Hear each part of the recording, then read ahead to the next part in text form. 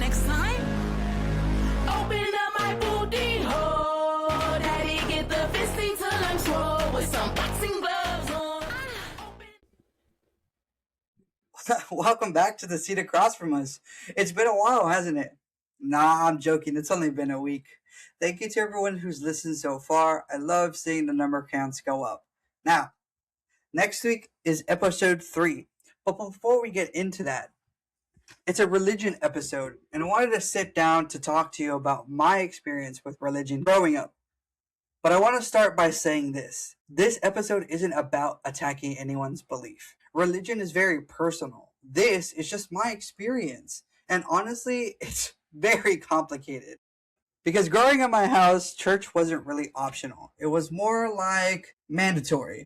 If we didn't go to church, our phones were gone, our privileges were gone, and life was basically over. So as a kid, of course I went. And so from about the years 2012 to 2020, I was a Christian and I went to church regularly. And to be honest, for the first few years, I didn't enjoy it at all. Like, you know, when you're sitting in church and you're thinking, how much longer is this sermon going to be? Or you're looking at the clock like it's personally offended you.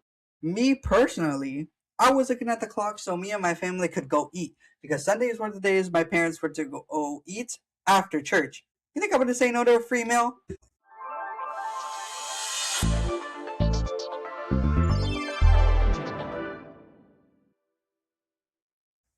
But about 4 years in, something changed. I started to take it seriously because I truly believed something. I thought that Jesus would be able to fix my biggest problem. I remember going to church and I remember going on my knees and being like, God, if you really are real, you will take this sexuality away from me. You will take this gayness away from me. I believe that Jesus could fix my biggest problem, which is being gay. Yeah, clearly that did not work. I'm still here, still sucking dick, and that's okay. Like, I just can't believe that I was really out here negotiating with the universe. Like, little did you know that that was not the direction my life was going. And to be honest, I would have sucked Jesus' dick too, because that's exactly the direction I was going for. No shade.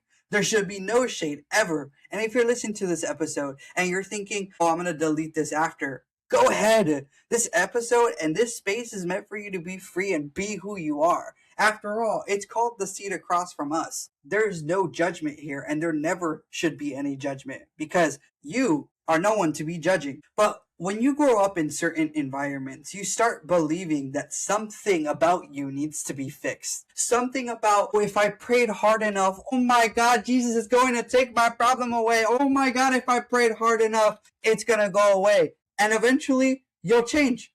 I'm telling you right now, no. And that is heavy for a kid to carry. You think that this should be how church should be? And let me tell you something else. As the time went on, I started noticing something about my church culture. The message is always about love, how you should love your neighbor, how you should do this, how you should accept without really judging, that you should be able to give people grace. Do you think these other people are doing it? No. I know they fucking lying. And sometimes the people that are like the most head, which is the pastor and the church leader, the pastor and the church leaders, they don't reflect the sermon that they're talking about. So how are you going to stand there and talk to me and give me all this sermon, wisdom, whatever you want to call it, when you can't even fix the problems at your house? Because I know for a fact your wife is cheating, or maybe I've seen you on Grindr before, pastor. How are you going to save yourself from Jesus if you are preaching that you have to do this and you have to do that? No, sir. No, ma'am. You start to pick up on this really fast that the closer you get to the pastors and the church leader, that's the moment that gossip starts to happen. All of a sudden, whenever I told my mom that I had a problem, all of a sudden the next Sunday I heard it when the pastor was preaching. Was that fair? How is that fair? And here I am thinking like a dumbass, oh my God, God must have spoken to him, or Jesus must have spoken to him, because what the fuck? How does he know about my problems? Little did I know my mama was telling him about everything. Or my mama was telling the pastor's wife. And my dad was telling the pastor. Things that you share that are private suddenly become topics of conversation. And that is when that started to bother me, because religion should never feel like a group chat.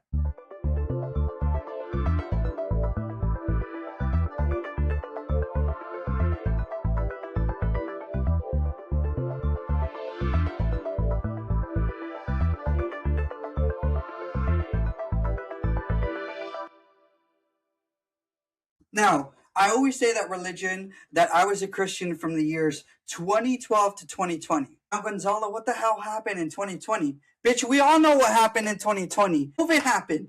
Boom, the pandemic happened, and all of a sudden, life changed. March came around, and I started my TikTok journey, sure, because who didn't join TikTok at that time? Especially during that time. And that's the year that everything exploded, because I started to believe that as much as I prayed, nothing was going to change. Here I was looking at porn, or here I was having this sort of attraction to a guy, and I couldn't do it. I couldn't bring myself to do it. Why? Because religion and the Christianity that had put it engraved in my head said that I was going to go to hell. Okay, now me, 6 years later, I'll see you there.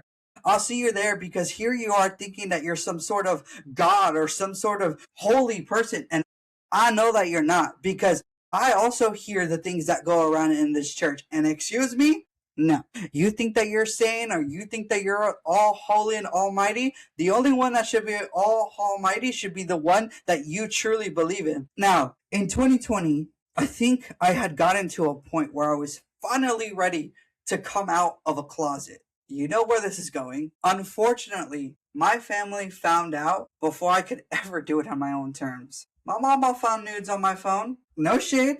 I have no shade of that. My body count is high. I don't care. And just that specific day repeats in my head forever, because I heard words no kid should ever hear. I wish that you guys could see the face on my mom, the face on my stepdad, and the face on my little brother and my little sister as my parents were yelling at me. And you want to know what they were saying? I can't believe that this is happening. You're going to go to hell. You're not my son. And things change just like this right after. And you think that it's all lovey-dovey after, that I should be okay with the fact that they're telling me these things. Because if you think that that's okay, I don't want you here. Leave. Because this isn't for you. When my mom found out, she took everything away from me. And when I'm talking everything, guys. My phone, she took it away, disconnected the line, and I never saw it again.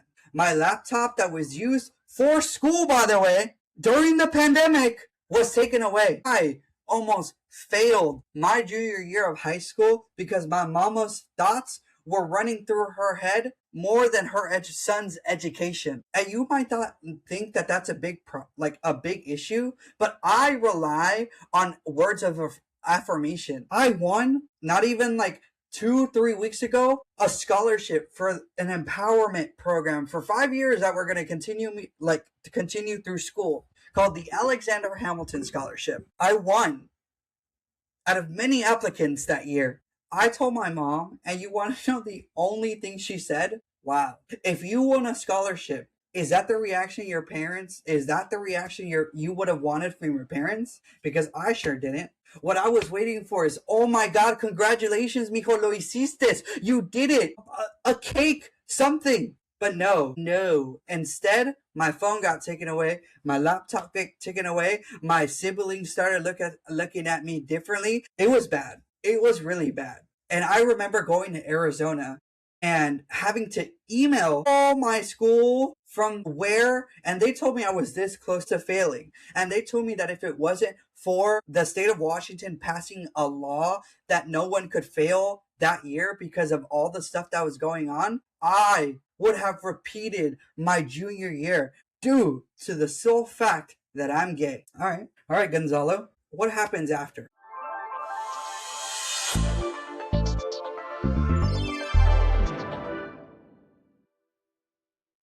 my house, the place that I thought I could be safe, turned around and turned into a prison. No music, no TV, no social life. My mom would leave and she'd tell me that if the house wasn't clean by the time I got back, I was the one in trouble. There I was crying like a fucking idiot because I thought I was wrong.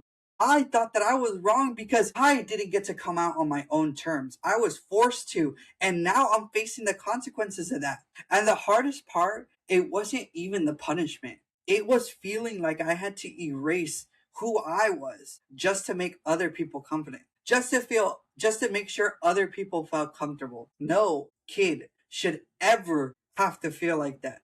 No kid should ever feel like that they're not worth anything, because I wish that I could show you guys how horrible life was at that point. I go back and I look at my TikToks and you can see the moment days before this official coming out thing happens and when they find out and when I land in Arizona. I think about a week or 2 weeks go by and I'm still being treated like shit. And when my siblings stay home, it was my younger brother and my younger sister. When they would stay home, they would tell my mom everything that I was saying. Only infuriating the flame that my mom had for me, the hatred that she had for me, even more. My mom told me that the day I left for Arizona, I would leave with nothing but the clothes that I had on myself. Now, how do we get there? We're gonna get there. 2 weeks go by, and all of a sudden, I remember hearing my dad's voice. And my dad currently lives in Arizona, and my side of the family, on my dad's side of the family, lives in Arizona. Here, mijo, I hear that you're in trouble. Would you like to come to Arizona? All I say, because my mom is looking at me, is yes. Boom. Next couple days, my flight is booked to Arizona, a one-way ticket. I would never know the next time that I would ever see the people that hate me so much. Thankfully, my older brother was able to put some sense into my mom's fucking head. Because if it wasn't for my older brother, I wouldn't have had anything to take to Arizona and I would have started from point 1 or point A. No phone, no laptop. I couldn't take anything that had technology in it. And when I got to Arizona, something happened. For the first time in a long time, the weight of my shoulders, the weight of not feeling the pressure, and that I was finally out of the closet, I felt free.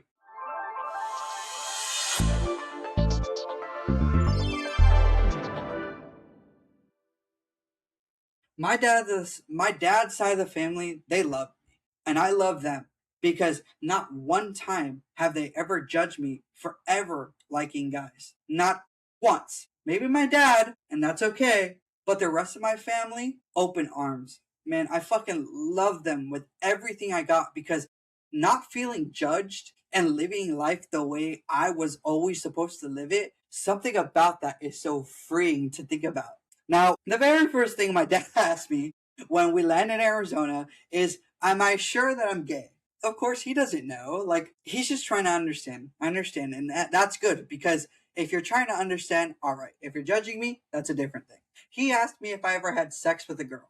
And I asked him the same thing back. Have you ever had sex with a guy, Dad? Sometimes you just know. Sometimes you just know that these feelings, they don't go away for a certain person. I tried so much in high school to date girls or to like girls to try to push this version of myself away. That's not fair to me or the girls. Now, guaranteed, I always got rejected, and that's okay because the more that I got rejected, the more that I wanted to just push myself and push myself to be out of that closet. Sometimes we just know who we are, and we should never have to feel judged for that. Now, my family, on my dad's side of the family, they're Catholics, but they don't judge. Never. Later on, I heard from a birdie that the sermon at church back home was about homosexuality being a sin. And that's how I knew exactly what had happened. My mother had talked to the pastors. All right, go ahead. Go ahead, Mom. Go ahead and tell people business of anything that wasn't yours. Because I know I would never put my son or my daughter through that exact same thing. Why? Because no one should ever have to go through that. And you want to know why I know? Because in that moment and in that time, I decided I would never ever make someone feel the way I did. That you had to push yourself away in order to make sure everyone else was happy. Because you want to know who wasn't happy? The person across from you, the host of this entire show. We should never have to make someone feel that way because none of us are perfect. You're gonna sit here and tell me that you're perfect? You ain't God. Because if there is a God, and only if, He's the only one allowed to judge. Because you, pastor, mom, dad, anyone across, all those church members that keep texting me, being like, you know that homosexuality is a sin. Okay? Babes, I've seen you on Grindr. You're just DL, and I'm open. What's the difference? No one is allowed to judge. Not us. Not us as humans. Religion is still very complicated to me up to today. I tried going back, I think, once or twice. And because of all this that has happened, I can't.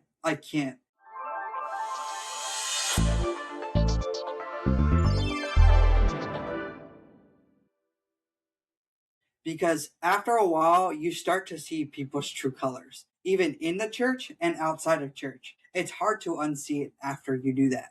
But life has a really funny way of teaching lessons. I believe in karma, that if you don't treat people with respect, you're going to get what you deserve. Karens, excuse me, you treat people the way that you want to be treated. If you're out here disrespecting people because they're trans or because they're a person of color or because they're this, no. Karma's going to come back at you in the worst way possible. Because I have seen it time and time again where people try to come at me for living my life and I end up hearing things that I don't wish upon them, but it happens. And I'm like, and what am I supposed to say? Congratulations that you're finally starting to open up, or you're starting to finally see that you were the one that was the problem. Years later, my mom and my family eventually leave the church too. Interesting. Now, mom, why is that? Why? And guess what? We came to the same conclusion that I had already seen the day that I decided to leave the Christian world, or the day that I was forced to, because of the people around me and the people that were forcing me to push myself back into the closet. People are going to treat you the way that they want to treat you. We're in America. We're in Trump's America, by the way. Of people of color, people who are queer, people who are not who Trump expects you to be. We're already suffering. And you want to add that on top of that? No. What's wrong with this world? That you gotta do this and you gotta do that. Because the way I see it, why are you doing that? Because here you are wanting to say one thing and you come around and say another. I know that when I become a father, the day that I decide to, I will never make my kids ever feel the way that I went through and the way I grew up. Because I'm Mr. G at heart. I have to find a different way for these kids to learn. Goes into exactly why I wanted to become a teacher in the first place. Because here parents are wanting to have kids, yet you don't know how to parent. And that's okay, because there is no parenthood. There is no book to being a parent. But people get scared of wanting to not be our parents. Little do you know that somehow, somewhere, you're still turning into them. Why? Because I've heard people say, my son ain't never gonna be gay. You don't get to decide that. You never get to decide that. Me, if my son or my daughter ever said, Dad, I want to do this. Dad, I don't feel comfortable in my body. All right, babes, let's go figure that out for you. Babes, let's go do it. Because my relationship with my kid, we're like this. We're gonna be like this. Because you don't deserve to live a life that I lived or that people are going through. Because people go through what worse than me. I've heard about church conversions, or I've heard worse stories. My story isn't that bad compared to other stories. And it's interesting because I told my mom, how is it that after 5 years, all of a sudden, now you're accepting? Now there's this? What? What in the Christian religious bullshit am I seeing right now? What? You're gonna sit here and tell me that people treated you wrong, yet you continue to have hated your son because of what he likes? I know you like the same thing. I waited 5 years to get to the version of my mom and my sister right now. Now, that's not to shit on my mom. It's not to shit on my sister. It's not to shit on my family. They didn't know any better. But to have treated me like that, and to have treated me like that for 5 years, that says a lot. Now is when my mom is finally starting to ask about my boyfriend, or that, well, I don't have a boyfriend, but when I did, about this, about Mosa, about this. Your job as a parent, it never ends, even as an adult.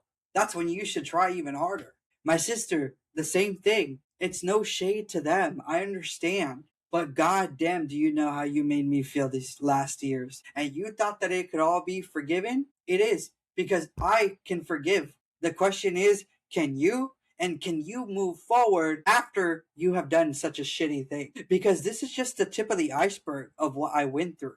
I've been abused my entire life. People know that. People who are close to me know that. It's not an easy life. It never was. I never asked to be here, but I can proudly say I am proud of who I am today.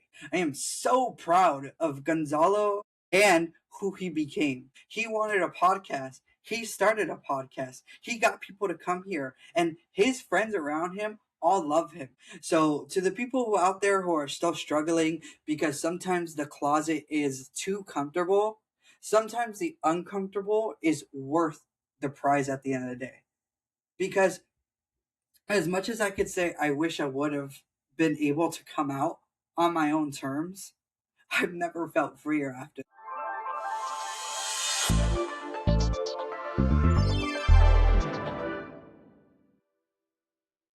Today I'm not a part of a church, but that doesn't mean I hate religion. It just means I'm still figuring out what faith looks like for me.